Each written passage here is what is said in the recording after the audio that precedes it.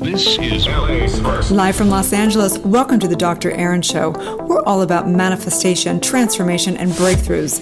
It's time to claim your birthright of prosperity, vitality, and love. So grab your tea or coffee because together we're awakening the world. May you live your truth. Are you ready for a breakthrough in money? I know I am. We always can break through to higher and higher consciousness of a flow, of a currency, of recognizing that all wealth is created from within. So let's do this thing. Live from Los Angeles, this is Dr. Erin, and we come together to know the truth, live on spiritual principle, and definitely align to universal law because we are universal law. We truly believe that when somebody awakens, they have a gift and message to bring to the world, and together we're awakening the world. So let's do this thing.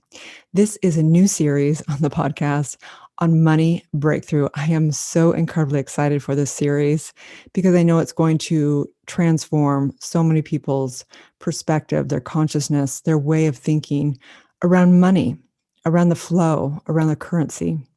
John Randolph Price said, "Money is my own natural energy field." So MONEY represents my own natural energy field.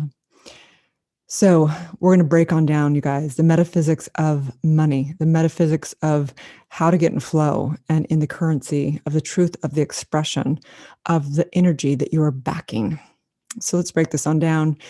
This is Dr. Erin. I'm a doctor of divinity, and we teach metaphysics. We teach universal law. We teach the science of mind. We teach how the subconscious mind is connected with the subjective mind, which is one as universal law. We are here as spiritual beings demonstrating in form. We are literally using this masterclass to develop our consciousness, to really be able to experience the depths of our soul in form. And so I just want to say thank you for being here. I had the best week, such a great week, such a transformative week. We had so many people in the challenge and we celebrated this week because what happens is we train everyone as CEOs of their personal and professional life, and we go through 12-week cycles each quarter.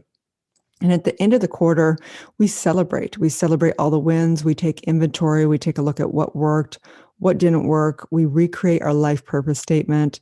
And then we, take some time off to rejuvenate and just gain perspective on life. And then we come back, next week, the following week, we'll come back, the first of the month, and really launch into another quantum leap in this next quarter. And we had some huge celebrations this quarter. We literally had one incredible woman, Claire's a spiritual coach, and she had a $42,000 month. You know what I mean? It's so amazing to watch. And she's a brand new baby. She's a baby that's under 1 year old. It's like profound to watch.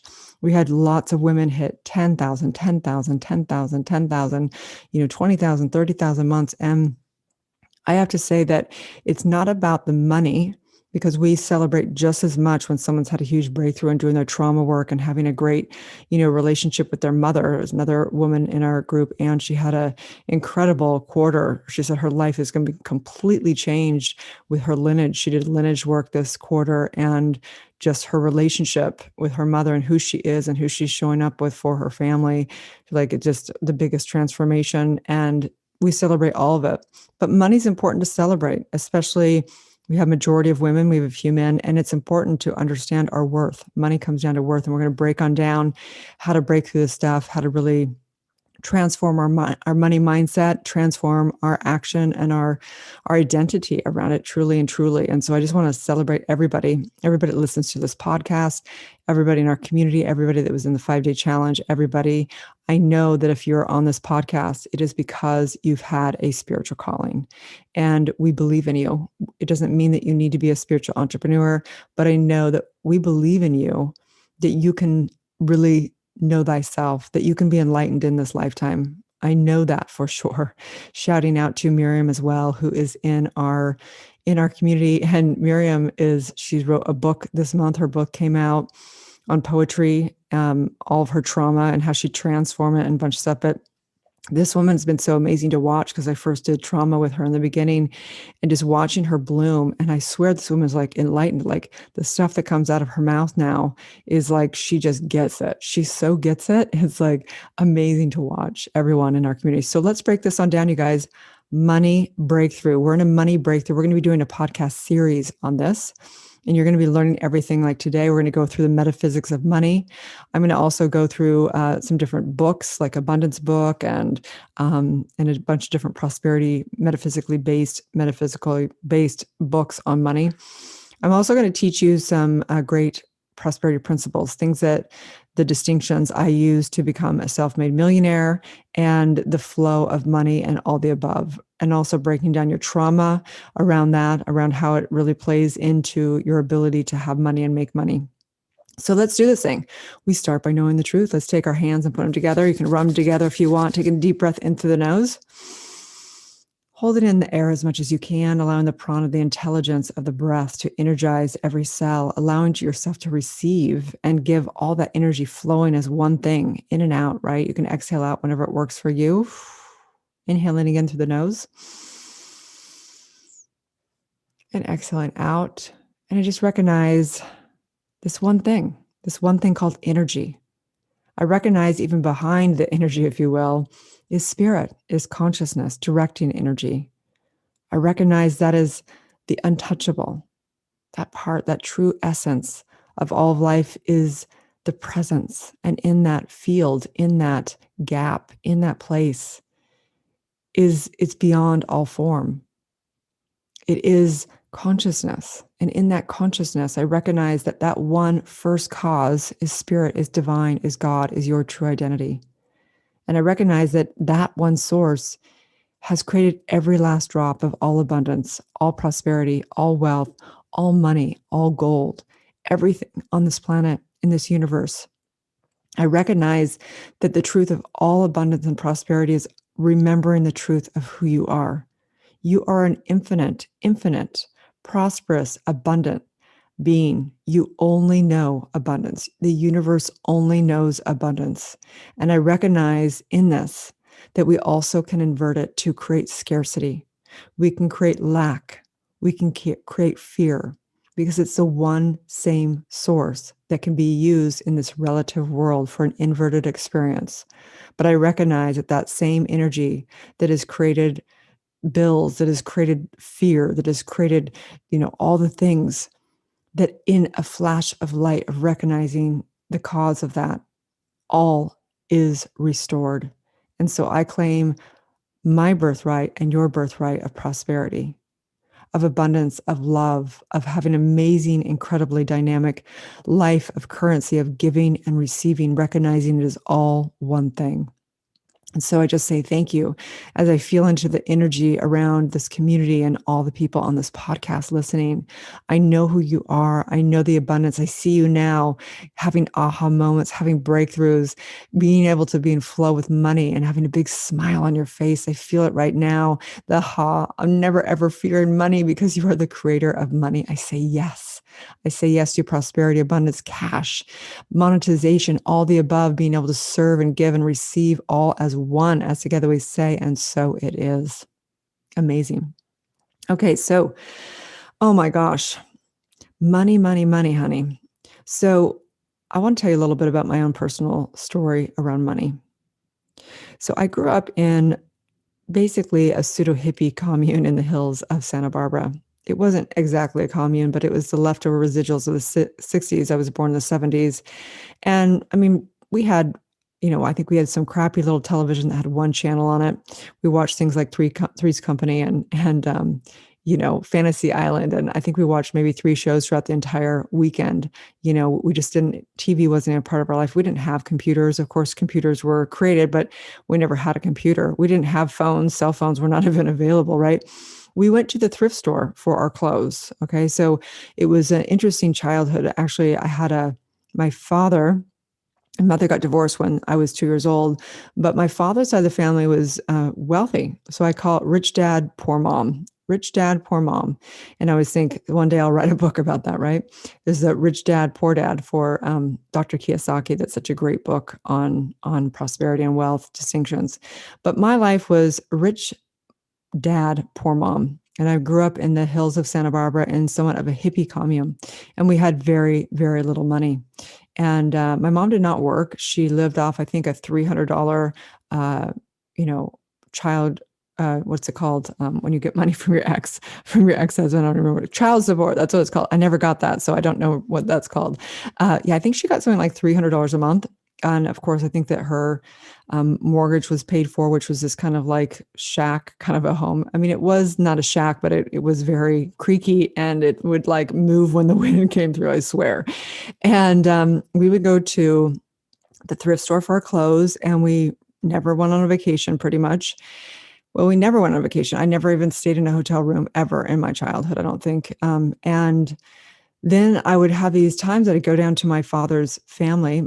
I'd see my father maybe a couple weeks out of the year, and we'd go down to his parents, or his mother's home, which was a beach home down in San Diego, my Gammy, and I loved her so much. She was such an amazing woman.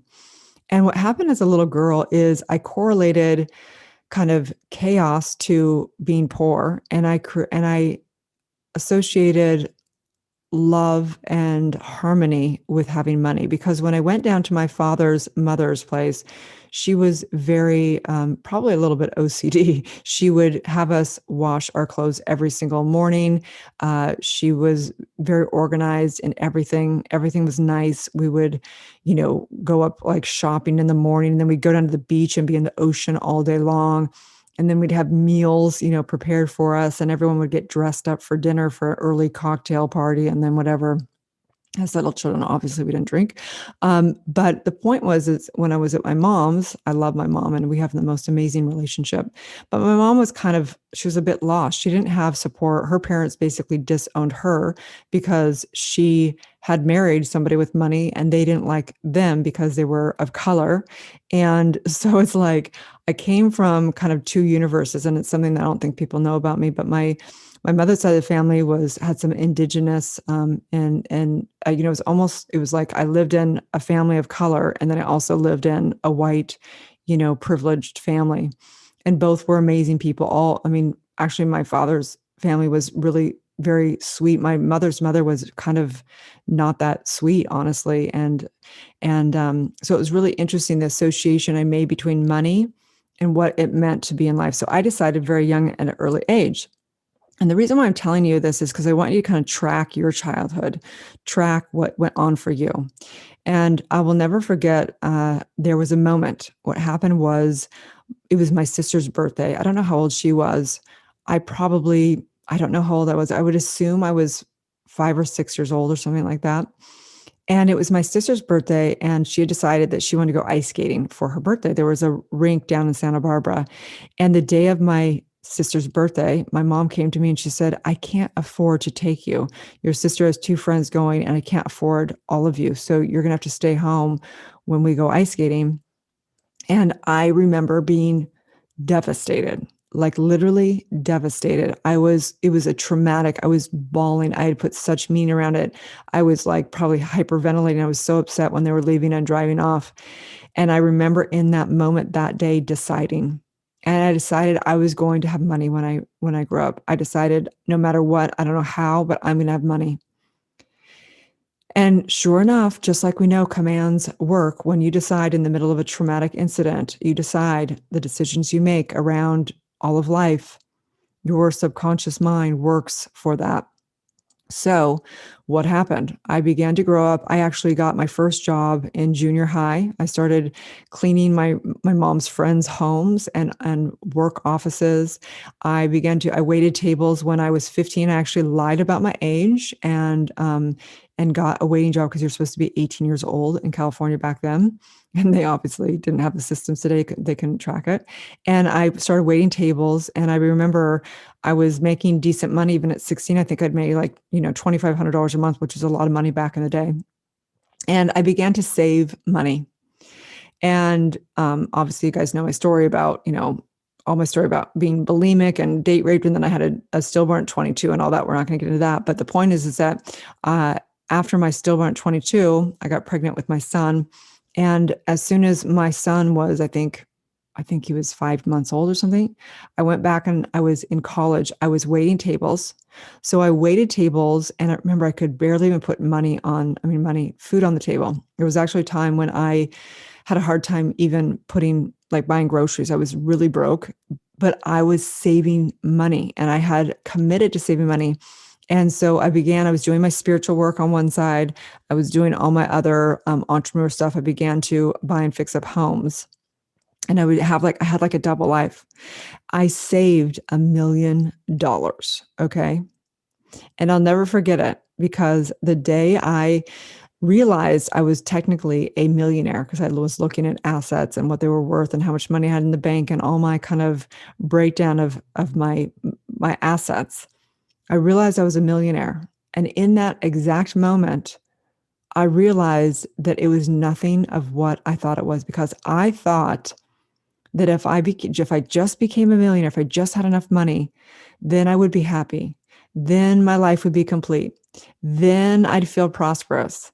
Then I'd be wealthy. And let me tell you, in that moment, I realized it came slamming down like a ton of bricks on me that no amount of money will ever make you prosperous because prosperity is a state of mind, is an exchange and flow with money. To hoard money is not to be in a true spiritual essence, rich and prosperous and abundance. Okay. Yes, we're going to teach the distinctions of being wealthy and how to leverage money and compound money and all that. But in this story, in my story around money, it wasn't until I began to understand the metaphysics more and more of money and began to let go of money, began to receive flow of energy, began to understand that it all comes down to self-worth and understanding that it is a flow of a currency exchange between extraordinary, things. And so we're going to break on down what does it mean to truly be abundant, to truly have prosperity, to truly be in alignment with universal law and flow of the truth of who we are. So let's do this, you guys. Money breakthrough. You're welcome to take notes. You're welcome to do whatever. We actually have a 30-day prosperity in the back end of our membership group, which we'll probably be launching again through this money series, which we're not going to do it on this podcast.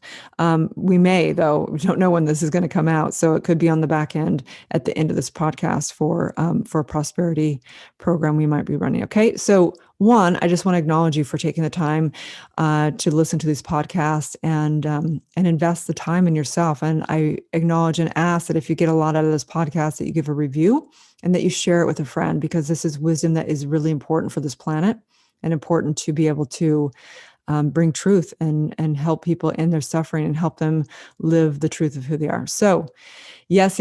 So we are on a money breakthrough series. And this is going to be a series of everything from understanding the metaphysics of money to understanding things like leverage, compounding, assets, all of that, and getting into some books in the metaphysical industry, abundance book by John Randolph, and some other books, and even the Bible, even metaphysics and science around money and some stats and things. Okay. So let's do this thing, the metaphysics of money. And I also want to read from the abundance book by John Randolph. He asks, how rich can you be? He says, as rich as you think you can be, or as wealthy as your contentment level. However, most people are content in just getting by. And if that is as far as your consciousness can expand, then so be it. You have made the choice, but know that you can achieve the total freedom of financial independence if you choose it, and will work to uplift your consciousness and to accommodate the levels of completeness.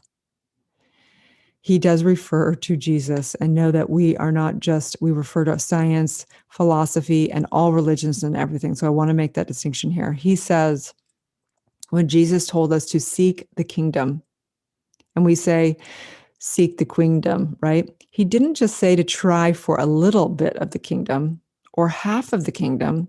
He said to go for it in its entirety, to incorporate the total spiritual consciousness of plenty in your hearts. And he said to do it first, and then all things will be added into you. Okay. So what's the point of this? The point of this is seek the queendom of heaven within, and all things will be added, right? The point is that if we seek money, then we've messed up our supply already, because we are seeking something outside of ourselves, or we're seeking that car, we're seeking that, new house, and we're seeking that whatever new diamond. The point is that we now have put something outside of ourselves as a value. The biggest shift is always to recognize and know that all abundance and our only supply of abundance is source. And that everything else is kind of the side effect of that. Everything else is like just the mental equivalent of that. No amount of money will ever make you happy. No amount of money will ever fulfill you. No amount of money will ever make you complete. The only thing that can ever do that is the abundance within. Okay, so let's break this on down. The metaphysics of money. We have to recognize that money represents energy. If you take an actual dollar bill or $100 bill, I actually invite you to take one out today as kind of homework around this. And I want you to really think about what this actual tangible, physical thing called money is, and recognize it's worthless. It is backed by nothing. It's not backed by gold. Back in the day, when they first started the thing called money, it was actually backed by gold, and each, piece of paper represented something. Money is completely a man-made concept. In fact, right now they're printing so much money that money is going down in value so fast that it's one of the biggest crime things on this planet, in my opinion, because the inflation, your money is worth nothing. It just goes down in value. It represents energy. Money represents the exchange of energy, right? So if I give you $100, what does that represent in the amount of energy for you, right? What does it represent for you? You can take that that $100 bill, and you can go buy whatever, some groceries, you can go buy whatever it is, a new shirt, whatever it is. It represents how much time would it take for you to come up with that energy to be able to exchange, right? Money used to be things back in the day. People exchange things like chickens and, different food and whatever else. It was, you do this, I do that. I can fix your shoes. You can raise chickens and give me eggs, right? So we would exchange our services, right? Now we just have this thing called money as a representation of exchanging energy. And thank goodness for money. I mean, imagine that we had to just exchange things like, here's this lamp. Will you take this lamp in exchange for, me going to the movies, right? Like, thank goodness for money. I just want to be totally appreciative and grateful for this thing called money, this representation thing. And obviously, we know we're going to Bitcoin and different things like that as well. So that's going to be interesting to watch how we're able to have a new currency that maybe, hopefully, will be more integrity. We will see. So next is money. Money is created in mind. We have to understand money is created in mind because it is a man-made concept again. Money is, the banks decide how much worth money is. The influx of money changes from every country, the different types of money. So money is created in mind. It was created in mind. We created this concept, and it's an agreed upon concept. And that's why we all use money, right? So money is a symbol of value. Money is a symbol of value. And wherever you spend your money is generally what you value. So if you want to know what you value, right, you can see where you spend your money. Where do you spend your time and your money? And that's how we can see what you value. Money is a collective agreement for an exchange of value. Money is a collective agreement for an exchange of value. We all agreed, and we may no longer agree on paper money. Maybe we're going to agree on Bitcoin. Maybe we're going to agree on whatever. But so money is a collective agreement for an exchange of value. Money itself is worthless and backed by nothing. We have to remember that. So many people, and the metaphysics is this: the extent to which you place your power or hand your power over to money is the extent to which you will feel disempowered in the realm of money. The extent to which you hand your power over to money is the extent to which you feel disempowered. So money is an illusion.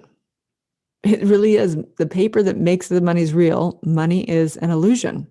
It is subjective. It is relative. Money changes in what it's worth by a plethora of different things. And each person has a relationship with money. So my invitation for you is to begin to go through this money series with me on this podcast and begin to take notes and journal about all this different stuff for yourself. So what is your relationship to money? What do you believe about money? Do you believe you're worthy of an abundance of money? Do you believe money is the root of all evil? What do you believe? What is it, right? So how one relates to money is a reflection of their own belief system. What's your belief system around money? You have to work really hard for money. You can't keep money. Money's for other people. You're not worthy of money. Oh my gosh, I could never ask for anybody to pay for something for me, right? Like, what's your relationship? What are your beliefs around money? And what you can generally take a look at also is, what do your parents believe about money? What did they tell you about money? What do your friends believe about money? I take a look at my friends, and I have such a variety of friends. I have some friends that are able to make, hundreds of millions of dollars. I have other friends that they are in such scarcity that they literally won't spend a dime on anything. They'll literally go, to the trash to find things, to build things, to do things, right?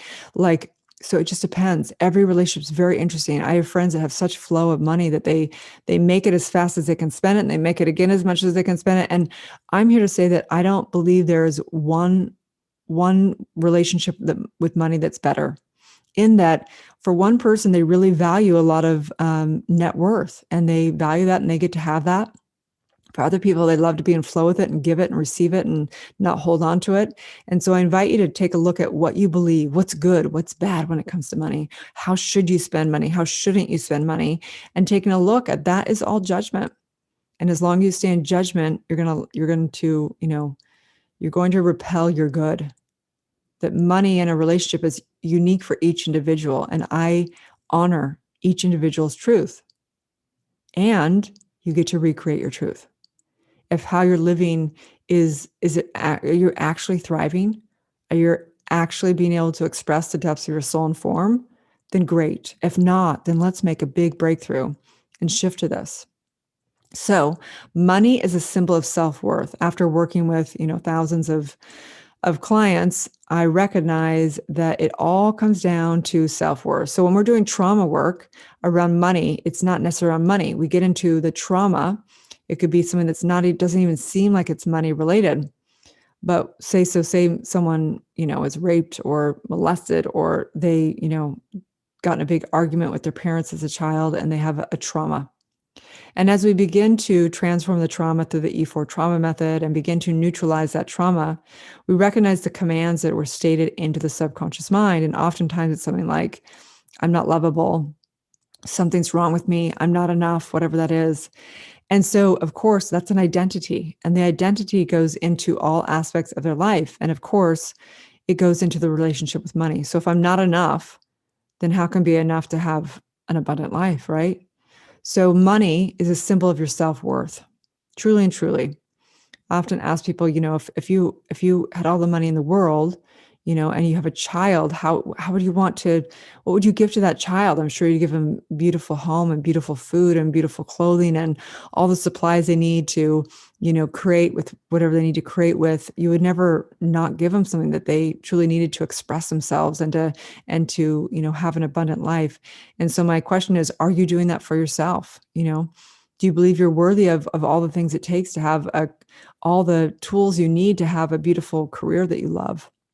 Having team that you love, having beautiful home and beautiful healthcare and beautiful food and a nice, safe car and all those things. I'm not talking about a sickness of needing a bunch of material things that are beyond what you really need. I mean, just having beautiful basics of life even, and being able to express, and it's fine. If you want a plane, it's fine. It's just like, it depends on the value system you have.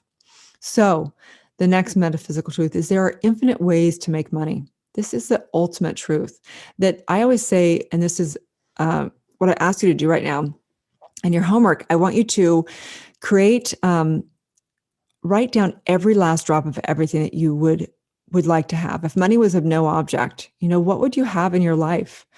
What would that be? What would you be doing? Someone would say, well, if I won $100 million in lottery, my life wouldn't change that much. I might have a nicer home. I would put a lot of time into, say they want to do philanthropy. I would spend time doing philanthropy.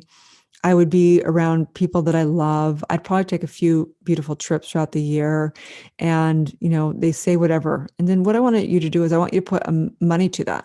How much money would that be per month? What kind of money would you need to make that? And then I want you to basically know that now You're in this masterclass called life, and that your job now is to rise to that occasion, because those desires would not be planted in your heart, in your soul, if it was not what is the truth for you. Whatever it is that you truly desire is the truth. And it is our job to rise in our consciousness, rise in our innovation, because remember, innovation is the key to creating money. There are infinite ways of making money. So if you have that vision now of the life that you live, if you won the lottery, your job is to rise to that in your innovation, in the ways of making money, in the ways of getting your brain to begin to think bigger, your mind to think bigger. And so I know that there's infinite ways of making money. There's always infinite equations. Thomas Troward talks about this a lot in our Lineage of New Thought movement. He talks a lot about how there is infinite ways of putting the elements together in this universe. And so there's also infinite ways of making money. There has to be. There's only lack to the extent that you don't open your mind. All innovation is the key to more money. And when you open up to that field, yes, you attract it to yourself, even just through the law of attraction and everything, but you also can innovate. You're the creator as well. You're co-creating with all of life. You are life. You are the universe. So next truth is spirit within is the source of all innovation and all abundance. You have the first cause is within you. Spirit, divine, God is within you. It's the essence of who you are. You are not just the individual. You are the collective. You are the cosmic. You are all of the universe. And so recognizing that within you is all innovation, all abundance. The truth is there's only abundance. And any place that you're experiencing scarcity is because there's a lie. There's a limited belief. Scarcity and abundance is created in mind. It's the same use of energy. It's just inverted for scarcity. It's the same energy. So the next is an asset. Asset is something that generates more money for you, right? So I'm going to teach you in other podcasts what an asset is versus a liability, how you can really build your assets up, everything from great relationships that you work with are an asset to buying things that go up in value instead of down in value, okay? That's one of the key factors of understanding wealth, understanding how the universe works. The universe reflects wherever we put energy into, it reflects back abundantly, exponentially. And that's the same with the 3D realm. Wherever we put attention into, it will reflect back. If you want to put it into creating, liabilities, you'll end up with bills and having to owe money. If you want to put it into assets and things that go up in value, you will generate income and all this stuff, right? We understand also that assets is something that generates more money for you, and a liability is something that requires money to maintain or depreciates in value, okay? Compounding is money generating more money. And I'm going to teach you about this in another podcast around how you can begin to compound money by building assets, by building leverage, by all these things, right? And it's important to understand that this is also how universal law works, that money, everything that we create in this life creates more of the effect, right? So we're creating all the time our different habits and different things, and it's compounding. Whatever we're creating keeps growing exponentially. Leveraging, you're going to learn about leveraging in these podcast series as well. And money breakthrough leveraging is using other people's money or other ways of leveraging to exponentially create more money. Learning how to do this through getting loans. So when we use loans, we want to use it through having it be for assets and not liabilities, right? We're going to learn all about that. These are just like universal laws go into all physical nature, the physics of money, the metaphysics of money, okay? The extent to which your identity is tied to money is the extent to which you will experience feeling disempowered, right? So if you only identify yourself, your self-worth has to be tied to, the car that you drive or, how expensive, whatever, all the material stuff. If you're identifying that that's your identity, then you are going to feel disempowered. So there's a saying, and it's really interesting because I don't have the actual saying in front of me. It is a Bible quote, and it says something too, that the eye of, if the camel went through the eye of the needle, it would be harder for the richest man. It'd be more likely for the richest man to go into heaven than a camel going through the eye of the needle. I just completely debauched that, right? It would be more likely for a camel to go through the eye of the needle than a rich man to go to heaven. And the reason why this is that it's not bad to be rich.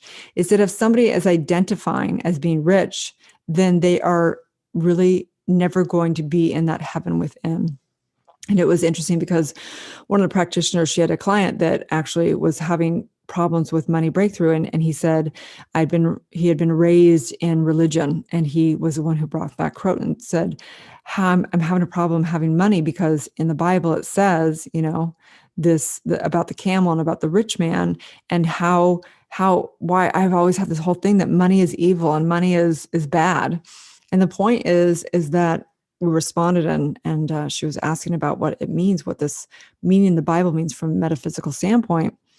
And the response is that it's not about that a rich man is bad. It's that the identity will never get someone to heaven. So it doesn't matter if you have the identity of being poor or the identity of being rich. If you're identifying with this world out there, and that's your identity, then you don't understand the truth of who you are, and you will never be able to live in heaven right here, right now. So yes, it is more likely for a camel to go through the eye of the needle than a rich man to go to heaven, because it's the identity. And when we don't identify as our bodies, we don't identify as our material, we don't identify as the balance in our bank account, we don't identify as any of that, we know the true identity, the I am identity. And when we live in that, we're in heaven right here, right now, and all things are added. All wealth, all prosperity, all material things, every last drop. So I recognize, again, that the ability to create money is infinite. The secret to generating money is giving. Giving and receiving is one thing. The currency of all of life, the currency of money is giving and receiving. So if you want more money, you've got to give more value. If you want more money, you've got to give more value. What someone spends money on indicates a person's value system. So remember, give value where you want to receive value and money, right? We just did a 5-day challenge. We gave so much value. And some people will get involved in society, some people won't. We don't attach to that. We give in service. The biggest shift in sales that when on day 3, we went through selling with soul, and it's all about the exchange of, the big, huge shift in mind of no longer looking to get money or get a client, that the shift is to go into serving and helping people get committed to themselves and their dreams and giving value to them. So in the 5-day challenge, we gave so much value, guys. We give people literally have their lives changed to generate money. They begin to understand how to make money online. We give so much value. In exchange, yes, we end up making a lot of money because the universe will reflect back. 5-day challenge is exactly the way that I did 150K in 10 days, the very first launch I did, because we give so much value. It's not because we manipulate people, right? It's because we give content that should be majorly paid for. And so it's like when you walk into a store, people know the psychology of this. If you give, a free gift, then at some level it has to be reflected back. So money can create both bondage or freedom. Just remember that money is just a mental equivalent of where you are in your consciousness. Money can create both bondage and freedom. There's people that are multiple millionaires that are miserable. And so money does not necessarily create happiness. We do know that through stats that if people make under $70,000, that it does impact their happiness. Of course, it would impact because they wouldn't be able to have basics of life. But over that, once you're able to have your basics, like having food on the table and things like that, beyond that is really just a state of mind. I know people that don't have much money that are absolutely so happy, and I have friends that have a ton of money that are miserable, and vice versa. So it really comes down to your own consciousness, every last drop of it. But this money breakthrough is for you to begin to take a look and transform how you view money, recognizing that it's not out there, it's all coming from within. Money used for the highest good will give back exponentially. So the homework for you today is to begin to take a look at what is your belief around money? What is your belief system around money? Right? And then I want you to write out all the things that you would desire if you won, if you had all the money in the world, what would you really desire? Truly getting down to reality. How do you spend your time, and what would you spend your time doing? Not all the material things you'd buy necessarily, yes, but really taking a look at what do you really truly desire. And then I want you to begin to do a firm mind treatment, meditate, vision, and begin to ask thyself, how can I innovate to create the mental equivalent to have the life that I desire? because you deserve to have the life that you desire. You deserve to have plenty because you are worth more than all the gold on this planet. And so let's just end this podcast off with affirmative mind treatment, knowing that we're going to be doing a series. I'm going to break on down some of these things even more from you, the kind of how to actually grow wealth from a money perspective, learning assets, learning liabilities, learning all that, learning how to transform your traumas around money and having breakthroughs around all of that, taking inventory of where you've handed your money, your power over to money, and so on and so forth, going through some of the metaphysical books on money. Okay, so let's do this thing. Take a deep breath in, take your hands together. You can put them together, put them at your heart, recognizing that we are connecting the right and left hemisphere. We're also connecting, oh man, I go away from this microphone. We're also connecting into the divine. We're connecting into the divine, connecting our higher self and our lower self, connecting into this one presence, this one love, this one currency, recognizing that the world is ours. Everything is ours already. Look at the abundance we have in our life right now. I'm sure you could go walk down into, garden somewhere, into a beautiful hotel, into the lobby and sit there and have a tea. It's all yours. It's all yours. When we open up our heart and have beautiful friends that have abundance, we go over to beautiful homes and have beautiful meals. We bring gifts when we come. We flow in our exchange. We hire people that have spent tons of time on becoming their genius, and they bring abundance into our careers and into our businesses. And in exchange, also, we have clients that pay us exponentially because we have spent so much time developing and being able to transform and birth people's truth and help them build their companies. And so they are so lucky to exchange, and they get 10x on their consciousness, right? We flow, we give, we exchange, we receive all the abundance back and forth. We literally are magnets, and we repel what no longer serves us, and we magnify and bring forth whoever and whatever is in flow. And so in this divine moment, I say yes to prosperity. I say yes to vitality. I say yes to money and monetization. I say yes to this beautiful thing that you are, which is abundance, which is prosperity. You are that. You are the one cause. You are source. You are one. This is your true identity, that I am. I recognize, if you understand the truth of you, who you are, the cosmic energy, the collective energy, all of that. In this, we open up our hearts, we open up our minds, we open up and say, show me the way, my true self, show me the way. May I be the mental equivalent of every last drop of every desire I have. May I live in alignment with truth and never look out there. May I never invert it for lack or scarcity. I recognize I'm in flow with all of it, and all of it's good, the good, the bad, the scarcity, and the abundance.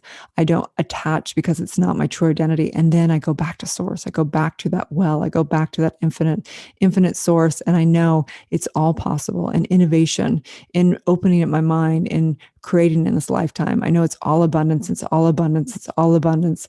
It's all a breakthrough to the truth, the true consciousness, as together we say, and so it is. Yes, yes, yes. And so it is, you guys. Okay, I'm so excited to take this journey with you and the money breakthrough, you guys.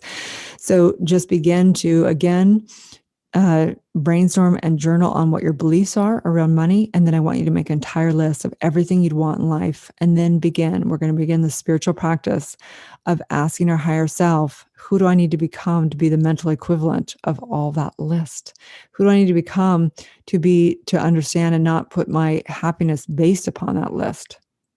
Who do I need to become to just know that it's all within me already, and that prayers are answered the moment the prayer is done?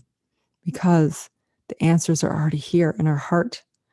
So to say yes, yes, yes, as together we say, and so it is. So I invite you to do it. Have a friend join you with this money series. We'll be bringing one out once a week, and you can kind of play with it, do journaling on it, practice it. We'll be using the Abundance book by John Randolph Price as well, and also have a 30-day prosperity course we may be kicking off here. I don't know yet. I haven't decided. It will be on the back end of all these podcasts if we are. Okay. Have a beautiful day, and may we all live our truth. Thank you for tuning in to Soulciety and Dr. Aaron podcast. If you've had a calling to be a spiritual leader or coach, you can go to soulciety.com and check out our free training. If you've received value here, I would love it if you take a moment and give a 5-star review. In exchange, I have a ton of free gifts for you. Grab your free awakening book, 40 guided meditations, and digital manifesting masterclass. I also have a free money meditation and worksheet for you so you can begin to break through your scarcity mindset and claim your birthright of prosperity. You can get all of your gifts and learn about our upcoming transformational events in my bio link in both Instagram and Facebook. That's under draaron.tv, which is DRERIN.tv. Also, I'd love to invite you into our free private community on Facebook under groups called Soulciety. That is facebook.com/groups/Soulciety. That's SOULCIETE. Have a divine day and may you live your truth.